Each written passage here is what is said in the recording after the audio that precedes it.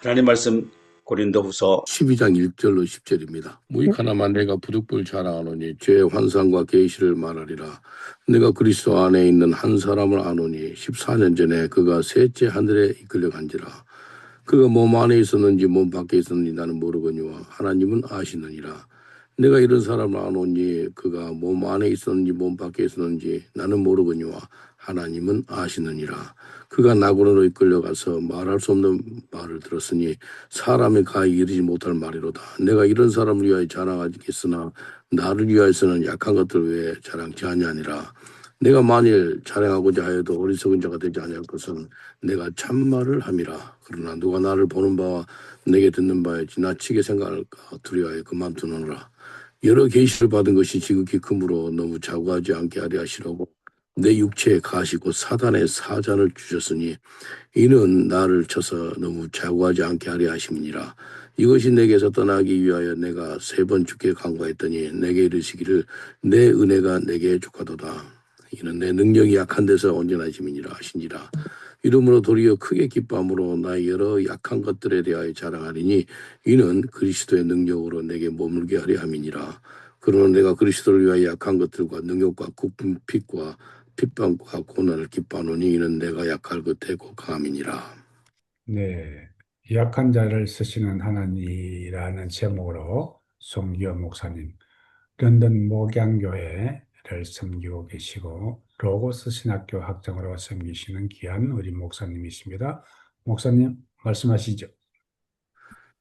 혹시 그 사진을 봤는지 모르겠는데 그 강사 소개할 때 옆에 그 초상화가 하나 있었는데 그 초상화가 누구라면 찰스 스폴전입니다. 스폴전 목사님이 스폴전 대학교를 1856년에 그 런던 남쪽의 크리스토 팔리스에 세웠어요. 그래서 올해가 170주년인데 작년 8월 달에 문을 닫았습니다. 유럽에서 신학생들, 목사들 제일 많이 배출한 학교가 스폴전 신학교입니다. 4만 5천 명이 졸업했어요. 제일 많이. 근데 경영을 잘못해가지고 문을 닫은 거예요. 그래서 우리 교회에서 그 살려고 지금 준비하는 가운데 있습니다. 기도해 주세요. 그래서 7월 중순까지 좀 구입이 됐으면 좋겠어요.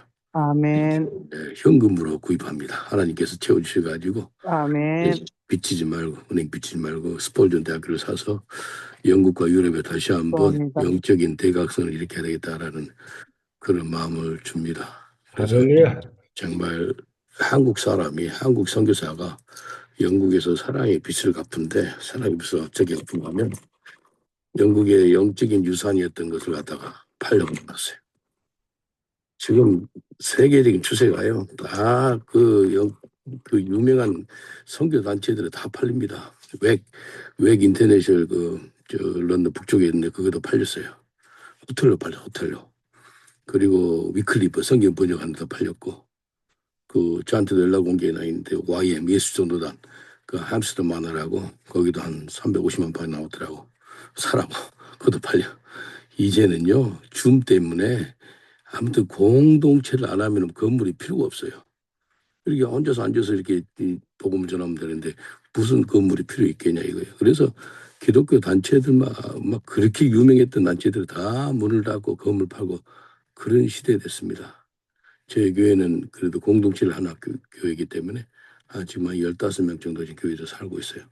옛날에 마약하고 술하고 뭐 험악한 삶을 살았던 사람들이 예수님을 만나서 새로운 삶을 살고 있습니다. 그래서 오늘 제목이 연약한 자를 쓰신 하나님. 우리 영어도 못하고 한국 사람이 뭘 하겠습니까? 근데 영국에 30년 전에 하나님 나를 보내가지고 지금 매년마다 매일마다 우리 전도하거든요. 2024년에 한 12,000명 넘는 사람들이 예수 영접했고요. 작년에도 한 12,000명 넘게요. 지금까지 올해 1월부터 지금까지 한 3,000명, 3,500명까지 넘게 예수 영접했어요. 아멘. 그래서 뭐 28,000명 넘게 이렇게 예수 영접하는데 저는 하루에 한 3,000명씩 회심하는 그런 일이 날 수 있도록 기도하고 있습니다. 연약한 자를 쓰신 하나님. 그래서 우리 연약하고 부족한데 하나님께서 우리를 쓰시기를 원한 것 같습니다. 하나님께서 쓰시는 사람을 보니까 첫 번째 어떤 사람 썼는가 보니까 그 인생의 밑바닥까지 가본 사람을 쓰시더라고요. 고린도후서 12장 7절 8절 보니까 여러 계시를 받은 것이 지극히 크므로 너무 자고하지 않게 하시려고 내 육체에 가시고 사단의 사자를 주셨으니 이는 나를 쳐서 너무 자고하게 하지 않게 하심이라. 이것이 내게서 떠나기 위해서 내가 3번 주께 간구했더니, 바울은요 14년 전에 어떤 사람을 보았는데 그 사람이 천국을 봤다는 거예요. 예, 바울은 자기한테 아픔을 갖다가 육체 가시라 그래. 얼마나 힘들었으면 또 사단의 사자까지 표현해요. 이런 사람이 얼마나 아팠으며, 그래서 그런 고백을 해. 바울은요 인생 밑바닥을 경험한 사람이야. 삼층천을 보았지만도 뭐 자기는 막 그 담에색에서 예수님을 만나가지고 막 3일 동안 장님이 되었고요. 막 인생 밑바닥을 갔던 사람이에요. 하나님 쓰임 받는 사람들을 보니까 다 인생의 밑바닥을 받더라고요. 모세도 나이 40에 뭐 이집트의 항모 모슬 능력을 훈련받았지만도 사람 중에서 살인마가 되어서 그냥 광야 생활을 한 40년 하는 거예요.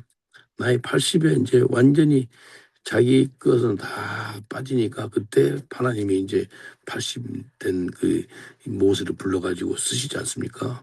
그래서 하나님께서 쓰신 사람들 보면은 이제 인생 밑바닥을 친 사람들을 하나님이 불러서 하나님의 도구로 사용하는 걸 보았습니다. 다윗도 인생 밑바닥을 쳤어요. 골리앗을 죽였지만도 아주 사울을 피해서 도망자의 삶을 살더라는 거예요. 그래서 하나님이 사용한 사람들은 그냥 잘하고 똑똑하고 능력 있는 사람이 아니라 그냥 밑바닥을 친 사람. 그래서 인생 밑바닥은 하나님을 만나는 시작점이 되더라고요. 다윗도 도망자의 삶을 살다가 나이 30에 왕이 되고요. 베드로도 예수님을 부인하고 실패 후에 다시 사도로 능력된 그 회복의 사도가 되어서 쓰임받지 않습니까? 그래서 인생 밑바닥을 쳐본 사람을 하나님 쓰세요. 그 돌아온 탕자, 이 사람 이런 고백을 해요. 누가복음 15장 16절에 제가 돼지 먹는 쥐엄 열매로 배를 채우고자 하되 주는 자가 없는지라. 만약에 돼지 먹는 쥐엄 열매 말고 다른 누가 좀 음식도 주고 그랬으면 이 돌아온 탕자 절대 자기 아버지 집에 갈 생각 안 했을 거예요. 근데 인생 밑바닥 치니까 하나님을 찾게 되고 자기 아버지 집에 돌아오게 되는 겁니다. 그래서 어떤 힘들고 어려운 사람 뭐 배를 채우게 하는 게 그렇게 도와준 게 아니더라고요. 인생 밑바닥 칠 수 있도록 이렇게 좀 도와주는 게 진짜 도와준 거더라고요. 그래서 자기 죄악 때문에 인생 밑바닥 칠 수도 있고 하나님의 특별한 간섭을 통해서 밑바닥 칠 수도 있고, 근데 하나님께서 하시는 거면 우리를 엄청 낮추세요. 그래서 우리가 뭐 천부의 의지 없어서 손들고 나옵니다. 그런 하나님을 바라보게 하는 그런 은혜가 있을 때 하나님이 쓰시는 걸 봐요. 우리의 교만을 깨뜨리고 우리 인생이 밑바닥에 됐을 때 하나님이 우리를 사용하는 걸 봅니다.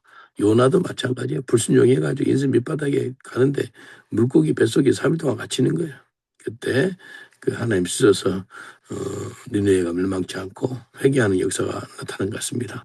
그래서 가장 낮은 자리가 가장 은혜로운 자리가 되는 것 같아요. 끝이라고 생각한 그곳이 곧 하나님이 또 시작하는 곳이 되는 것이고요. 그래서 인생의 끝이 아니라 인생의 밑바닥이 밑이 아니라 하나님 나를 부르는 곳이고 하나님 나를 들어 사용하는 곳이고, 그래서 인생 밑바닥이 아니고 하나님께서 우리를 밑바닥까지 낮춰가지고 우리를 들어 쓰는 거예요. 그러니까 뭐 어떤 사람 건강으로 물질로 어떤 관계로 뭐 마음까지 무너져요.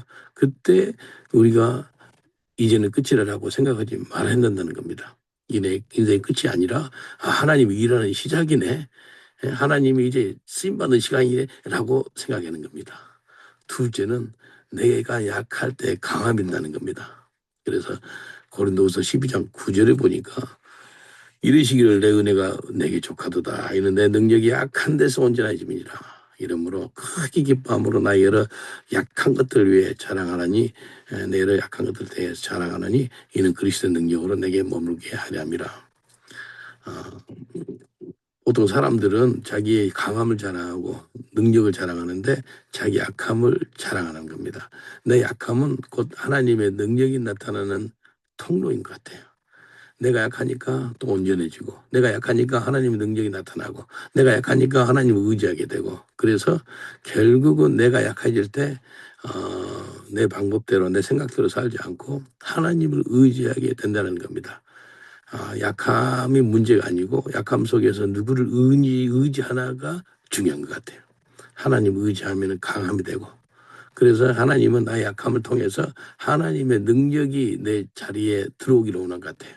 그래서 하나님 능력이 내게 임해서 하나님을 쓰시는 거예요. 잠언 3장 5절 6절 보니까 너는 마음을 다하여 여호와를 의지하고 내 명체를 의지하지 말라. 너는 범사의 그를 인정하라. 그리하면 너 길을 지도하시라.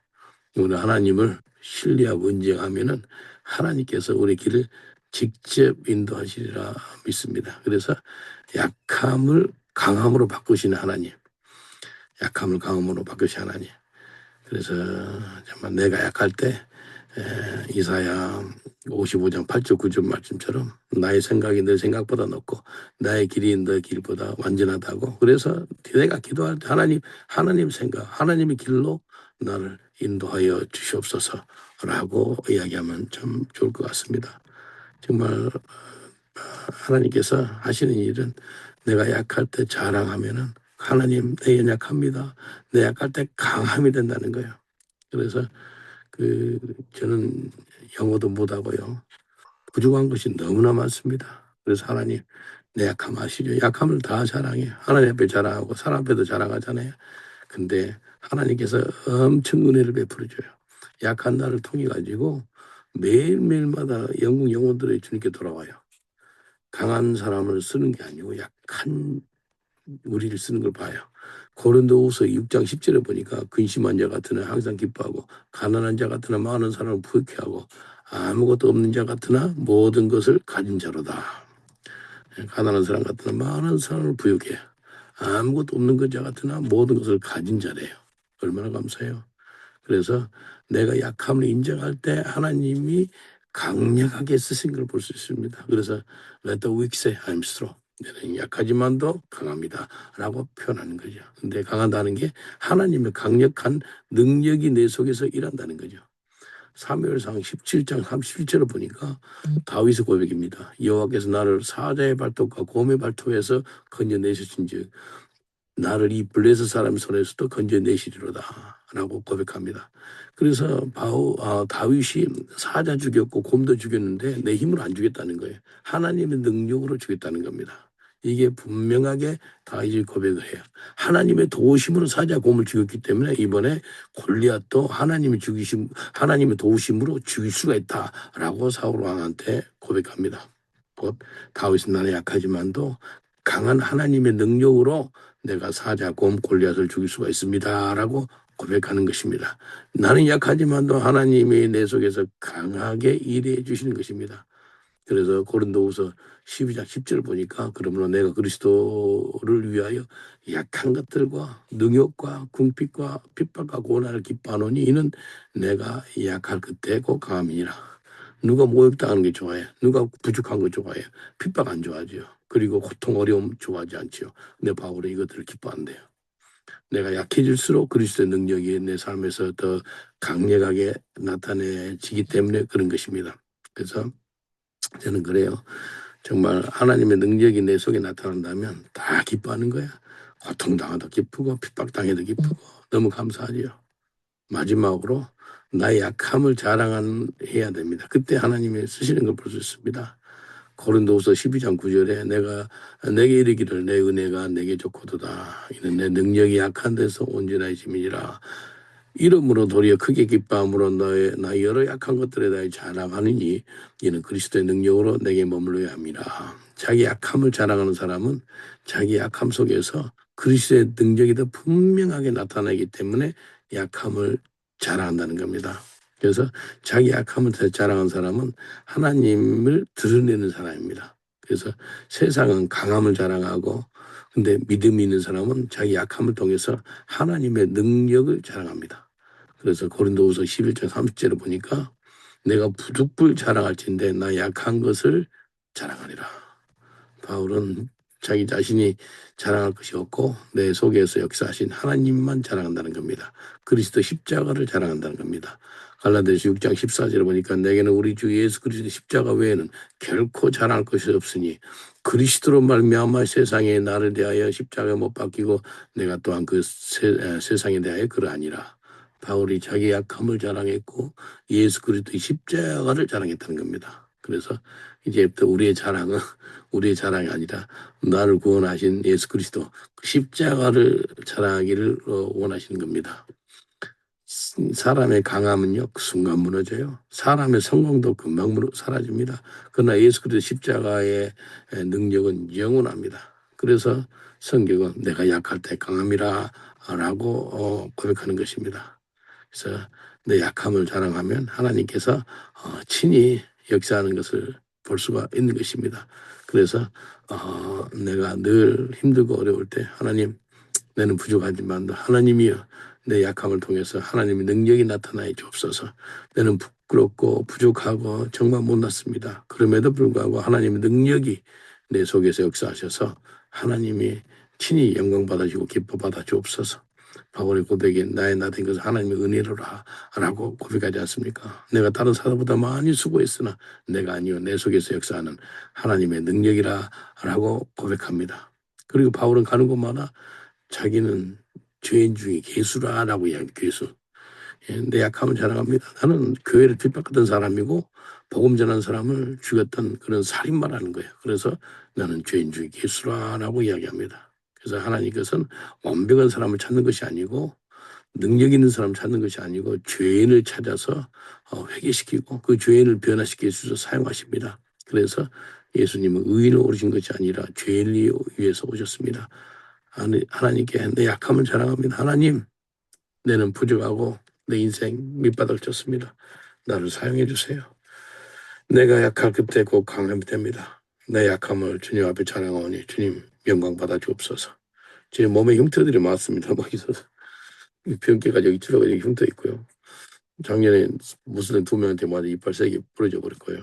이빨 임플란트 3개 있습니다. 그리고 막 칼 가지고 오고 총 가지고 하고 그래서 사는 것이 그리스도니까 죽는 것도 유익하다 그럽니다. 목숨 바친 사람이 뭘 못하겠습니까? 무서운 것도 없습니다. 무서운 사람 없고요. 부러울 사람 없고 오늘이라도 된 청을 하고 싶은 사람입니다. 네, 아멘. 아직 할 일이 있었으면 남아있는데 바울이 그런 것 같아요. 내가 이 땅에 있는 것은 너희들 때문에 내가 있다라고 고백하듯이 오늘이라도 청을 하고 싶은데 근데 약한 나를 하나님께서 쓰고 있는 것을 볼 수가 있습니다. 우리 다 약하지 않습니까? 나를 써주세요. 긍휼을 베풀어 주옵소서. 잠깐 기도하겠습니다.